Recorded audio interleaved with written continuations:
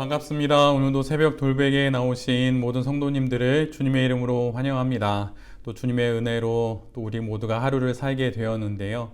오늘도 욥기 말씀 묵상하면서 이 말씀으로 이 하루도 은혜롭게 또 지혜롭게 잘 살아내는 우리 모두가 되기를 바랍니다.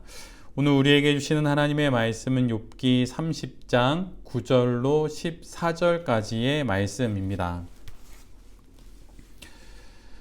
그런데 그런 자들이 이제는 돌아와서 나를 비웃는다.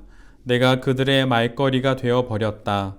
그들은 나를 꺼려 멀리하며 마주치기라도 하면 서슴지 않고 침을 뱉는다. 하나님이 내 활 시위를 풀어버리시고 나를 이렇게 무기력하게 하시니 그들이 곱비 풀린 말처럼 내 앞에서 날뛴다. 이 천한 무리들이 내 오른쪽에서 나와 겨루려고 들고 일어나며 나를 잡으려고 내가 걷는 길에 덫을 놓고 나를 파멸시키려고 포위망을 좁히고 있다. 그들은 내가 도망가는 길마저 막아버렸다. 그들이 나를 파멸시키려고 하는데도 그들을 막을 사람이 아무도 없다. 그들이 성벽을 뚫고 그 뚫린 틈으로 물밀듯 들어와서 성난 파도처럼 내게 달려드니. 아멘. 오늘은 욥기 30장의 말씀을 갖고 달라진 환경을 달라질 신앙 인생의 기회로, 달라진 환경을 달라질 신앙 인생의 기회로 라는 제목으로 함께 하나님 말씀을 나누도록 하겠습니다. 욥기 29장 바로 앞장인 29장에서 욥은 자신의 과거의 번영을 이야기함으로 자신의 무죄함을 변론하게 되지요. 그런데 바로 한 장 넘어가서 30장에서는 그런 변론을 하기는 하지만 지금 그가 겪고 있는 너무나도 참혹한 현재의 그 참상을 오늘 본문에서 기록하고 있습니다. 그래서 단락마다 이 급반전의 상황을, 과거의 번영과 또 지금의 현재의 참상이라고 하는 이 급반전의 상황을 이야기하는 단어를 반복하게 됩니다. 그것은 바로 이것이에요. 그런데 이제는 이라고 하는 표현입니다. 예전에는 그랬는데 그러나 이제는 이렇다, 이런 뜻입니다. 29장에서는 과거에서는 그랬는데 30장 지금 이 현재에서는 이러한 참담한 고난을 겪고 있다고 욥이 그렇게 고백을 하고 있습니다. 예전에는, 과거에는 사람들이 욥과 함께 하기를 원했고 또 그와 이야기를 나누기를 원했고 그와 어떻게든 함께 시간을 보내고 관계를 맺기를 원했습니다. 그런데 이제는 그게 아닌 것이죠. 욥이 곁에 오는 것을 모두 원치 않습니다. 그리고 이전의 관계도, 그 과거의 관계도 실은 어쩔 수 없이 맺을 수밖에 없었던 관계였을 뿐이라고 말하면서 모든 이들이 욥과 엮이는 것을 원치 않습니다. 모든 부와 또 명성을 잃고 몸에 질병까지 가진 욥은 이제 모든 이들이 꺼리는 존재가 되어 버렸습니다. 그렇게 기피의 대상이 되는 것을 넘어서 이제 욥은 사람들이 알지 못하는 큰 죄를 하나님께 지은 중죄인의 취급을 받고 있지요. 사실 욥의 이런 모습은 예수님의 모습을 참 많이 닮아 있습니다. 한번 복음서에 기록되어 있는 예수님의 그 행적을 한번 더듬어서 생각해 보십시오. 예수님이 기적을 행하고 병자를 고치고 또 줄인 배를 채워줄 때는 예수님의 옷자락이라도 만지려는 이들로 예수님의 주변은 가득했습니다.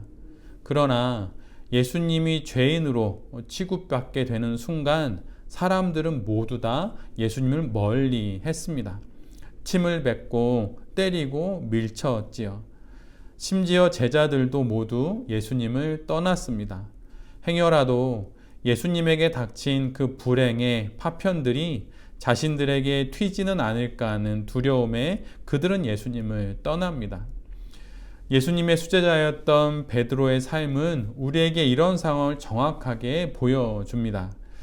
예수님을 가장 가까이서 따르던 베드로는 예수님이 고난에 처하게 되시자 그를 꺼려하고 예수님을 기피의 대상으로 여기고 결국은 모른다고 부인하고 나중에는 예수님을 저주하기에까지 이르게 되지요. 이처럼 구원자에서 죄인으로 뒤바뀐 예수님과 과거의 의인에서 현재의 죄인으로 바뀐 욥은 참 많이 비슷한 점이 있습니다. 한자 중에 염량세태라고 하는 말이 있어요. 불꽃 염에 서늘할 양에 인간세의 모습태, 이런 단어로 이루어진 말인데, 권세가 있을 때는 사람들이 불꽃처럼 뜨겁게 호응하고 또 반기다가 갑자기 권세가 사라지자 마치 차가운 얼음처럼 그렇게 변해서 푸대접한다, 이런 의미가 염량세태입니다. 지금 욥이 바로 이런 대접을 받고 있고 또한 예수님이 이러한 대접을 받으셨던 것이죠. 인생을 살다 보면 어떤 일의 형편에 따라 또 나의 어떤 상황과 조건에 따라 사람들의 태도가 달라지는 것을 경험할 때가 있습니다. 굳이 또 다른 사람들을 지칭할 것도 없이 내 자신이 어려움을 당한 누군가에게 이런 마음과 또 태도를 보일 때도 있을 수 있겠지요.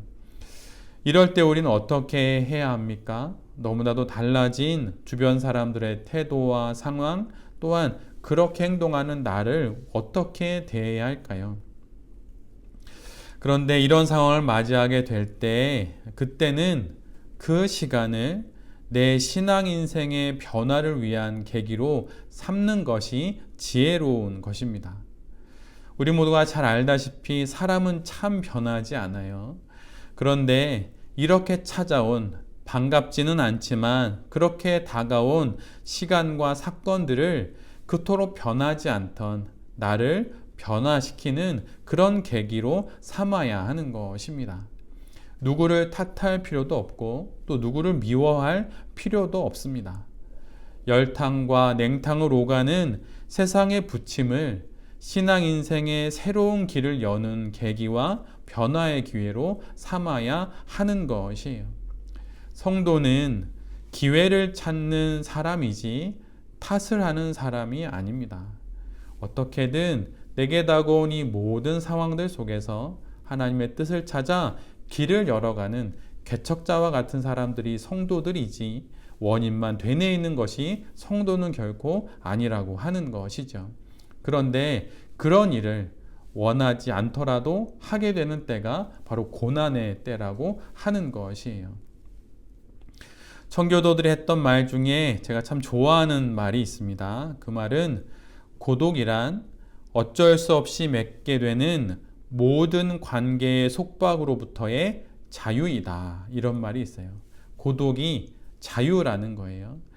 홀로 남아있게 된 그 시간이 그 이전엔 어쩔 수 없이 맺어야 했던 모든 관계망이 있는데 그 관계로부터 떨어져서 참으로 자유를 누릴 수 있는 그 시간이 실은 고독이라고 하는 것이죠. 고독이라고 하면 모두 다 나쁜 거라고 여기지요. 외롭고 쓸쓸하고 우울한 그런 거라고 생각하는데, 청교도들은 고독이란 어쩔 수 없이 맺어야 하는 모든 관계의 속박으로부터의 오히려 자유다라고 고독을 뒤집어서 생각을 했습니다.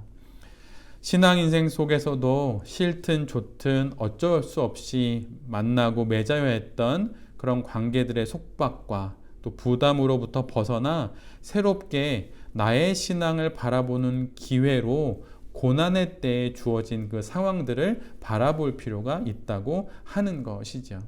나를 멀리하는 사람들, 나에게 좀 적대적인 어떤 환경들, 외롭고 쓸쓸한 홀로 남아있는 그 시간들, 그것을 매우 괴로워할 것이 아니라 오히려 그것을 하나님과 독대하는 시간으로 여기고 하나님 안에서 참된 신앙의 변화의 계기를 만드는 그런 시간으로 삼아야 하는 것입니다.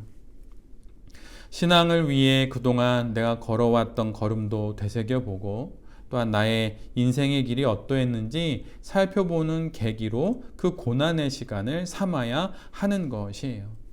고난의 때에 화살표의 방향을 밖으로 돌릴 필요가 없습니다.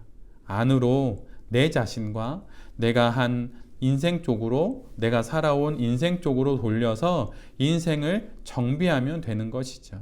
근데 이 말이 나를 자책하라는 뜻은 결코 아닙니다. 그런 것이 아니라 나를 돌아보고 성찰하면서 나의 신앙 인생을 잘 점검해 보라는 뜻이지요.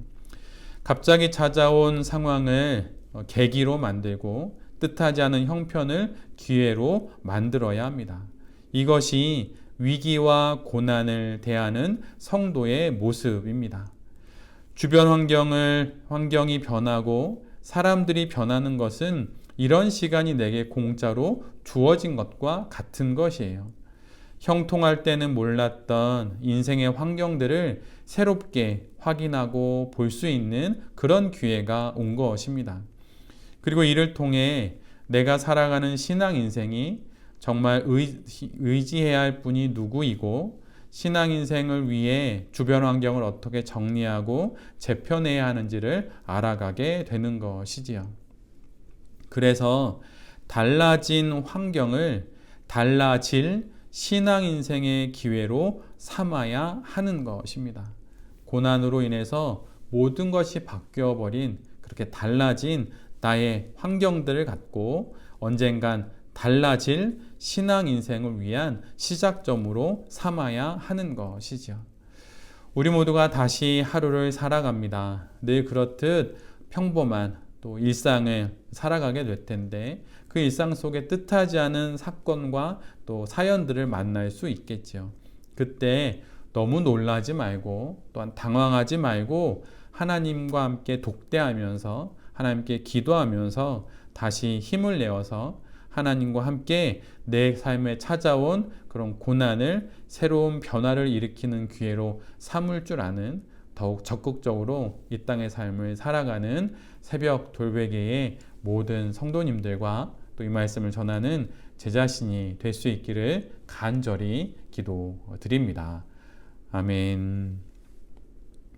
기도하겠습니다. 주님, 상황이 갑자기 변하여 모든 이들이 나를 멀리하고 나와 관계 맺기를 꺼리는 환경 속에 놓일 때가 있습니다. 내 스스로 그런 내가 낯설어 나 또한 내 자신을 멀리할 때가 있습니다. 그럴 때 주변을 탓하고 사람을 탓하지 않겠습니다. 그리고 내 자신을 자책하지도 않겠습니다.